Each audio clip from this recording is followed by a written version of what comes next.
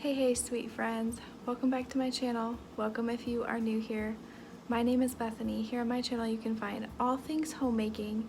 Today's video, I am so excited to bring this one to you today because I am going to be sharing with you how to preserve your garden harvest no matter what your harvest looks like for you. I know everybody grows different things. I'm going to share with you some of the items that I'm growing and ways that I am preserving them, and just know that there are a lot of ways that you can preserve your different harvest, whether that's dehydrating, that's canning, that is freezing, all of the things. There are so many ways to preserve your harvest, so I'm going to go ahead and share that with you today. I hope you enjoyed today's video. If you do, please leave it a big thumbs up. That helps so much. I absolutely love making videos like this for you guys, and I want to do so much more kinds like this, especially as the garden produces more. I'm just so excited, but let's go ahead and jump on into it.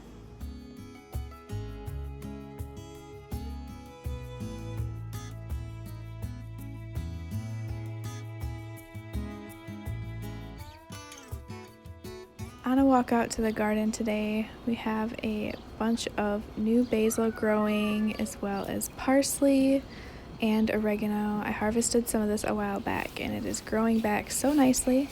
We have a ton of Roma tomatoes on the vines, a ton. They just need ripening, so hopefully they will ripen soon and we'll get a good tomato harvest to start canning some tomato items. We have quite a few cucumbers. I think there's a total of like 3 big ones right now and a bunch of little ones.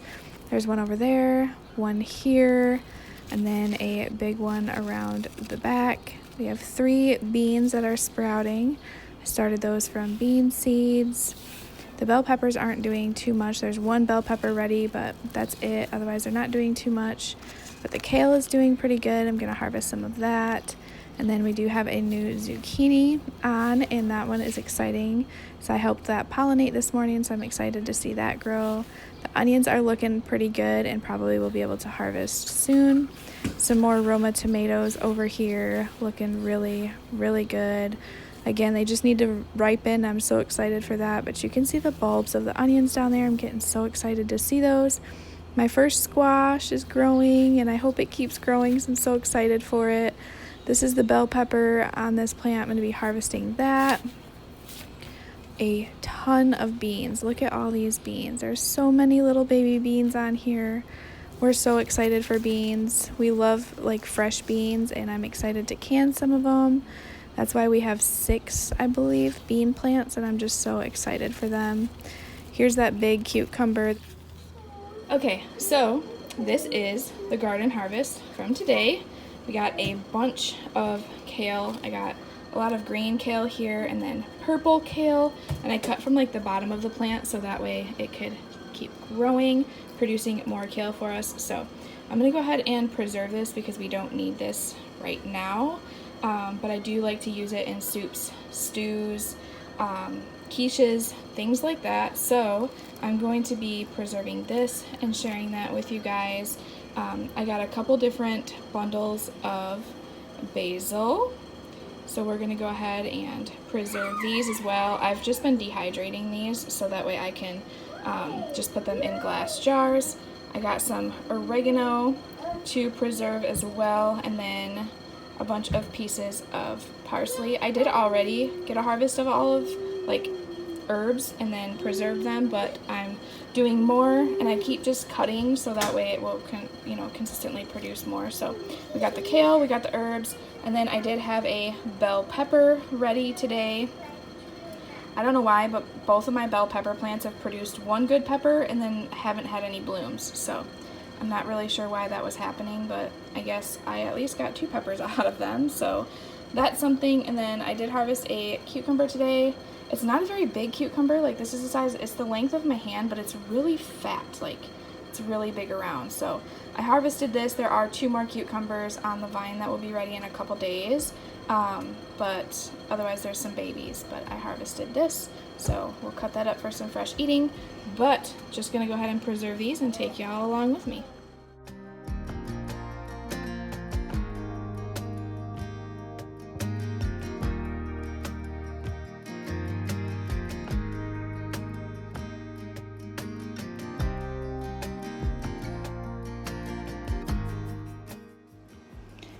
So taking all of this, and I'm just going to submerge this in boiling water for about 2 minutes. So I just come grab all of this, and then it's literally just going to be in there for like 2 minutes, enough to blanch it and get it ready to freeze.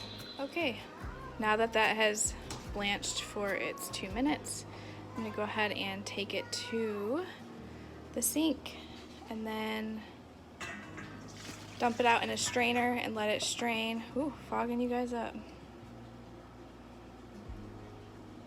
Man, that last one does not want to come out. There we go. All right, I'm gonna let this strain, let it dry a little bit, and then we will get it put into some bags to go in the freezer. It's that simple. Okay, and as for all the herbs, all I did was pick them off the stems, pick all the leaves off. So this is the oregano, this is the basil, and then this is the parsley. Just picked it off the stems. I cut a piece of parchment paper to go down into the dehydrator, and then I'm just gonna go ahead and stick this on the dehydrator for a couple hours.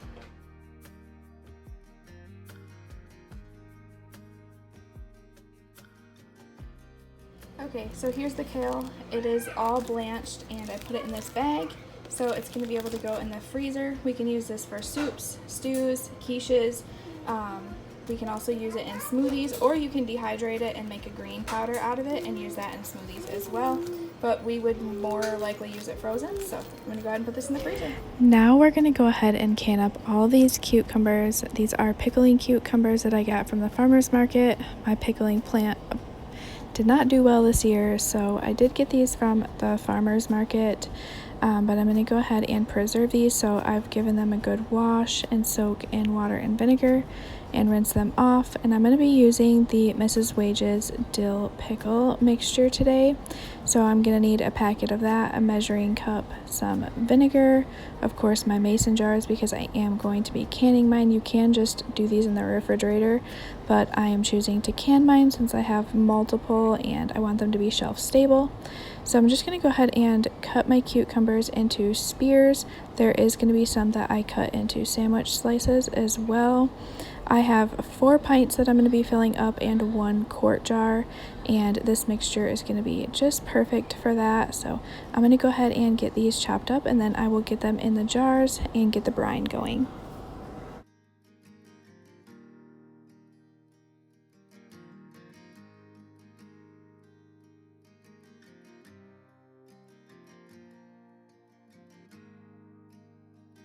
Okay, now to make the brine, I have my stock pot on the stove. I'm going to go ahead and add 2 cups of warm water.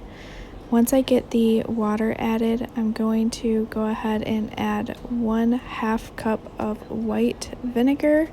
And I'm just following the directions on the back of the Mrs. Wages packet. It tells you exactly how to make the brine and the measurements that you're going to need. So I'm going to go ahead and do a 1/2 cup of the distilled white vinegar. You do want to make sure that it is 5% acidity, so I'm going to go ahead and put that in the pan, and once I get that in the pan, then I can go ahead and add my Mrs. Wages mixture, which I got this from our local Menards, but I think Walmart sells it, Amazon sells it, many other places sell it as well. My dill is still growing, so I did not do my own brine this time, but I do want to do my own brine, but this works for now. So I'm going to go ahead and add that packet to it and give it a good stir. You want to bring this up to boiling, and you only want to boil it for just a few minutes until everything is dissolved and incorporated. And once it is, then you can take it off the heat and then start adding it to your jars. So you can see here I have that quart jar with some sandwich sliced pickles in there, and then I have the 4 pint jars with all of my spears in there.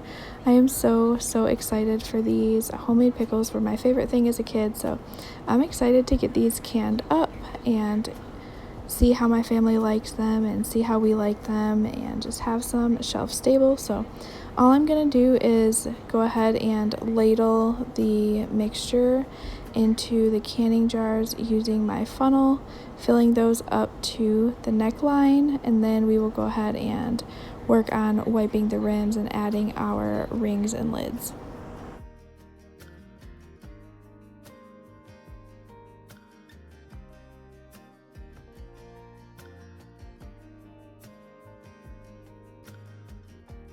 Whenever I'm canning, I always make sure to wipe my rings and lids, so I'll take a paper towel or a clean cloth and add some white vinegar to it and just very gently but go around the top of the lids and wipe those off, making sure there's no debris or any liquid on there that could prevent them from getting that safe seal. And then I go ahead and add my lids and my rings, and I do use 4-jars lids. If you guys ever want to try them, there is always a link down in the description box for 10% off your entire purchase, and that includes their sale prices as well. But I absolutely love their lids, and I always get really good seals with them, so I just choose to use 4-jars, and this video is not sponsored or anything. I just actually love their products, and they gave me a code for you guys, so I share it whenever I can. But I have them in my water bath canner in the hot water. I'm going to go ahead and put the lid on that, wait till it gets up to a rolling boil, and then once it is up to a rolling boil, I'm going to go ahead and set my timer for 10 minutes. And once the timer goes off, pull those out, and we have amazing homemade pickles. I do want to say thank you so much for joining me on today's video. This kind of video is something that I'm super passionate about. I love sharing gardening. I love sharing preserving your food for your family and just all the things homemaking, all the things homesteading. So if you're in need of prayer, please leave it down in the comments. I'd love to say a prayer. If you don't want to leave it down there, you can send me a DM on Instagram or email me. My email is always in the description box. I absolutely love that you guys pray for each other down in the comments and are willing to pray for me when needed. I believe there's so much power in prayer, and I'm just so thankful to have a community of believers who want to spread kindness and joy and the love of Jesus. So thank you so much if you're one of those, and I just appreciate you. I appreciate every single one of you, no matter who you are. I am just so grateful, but I wanted to come on here and say that I hope you all have a wonderful and blessed day, and I'll see you in the next one. Bye, y'all.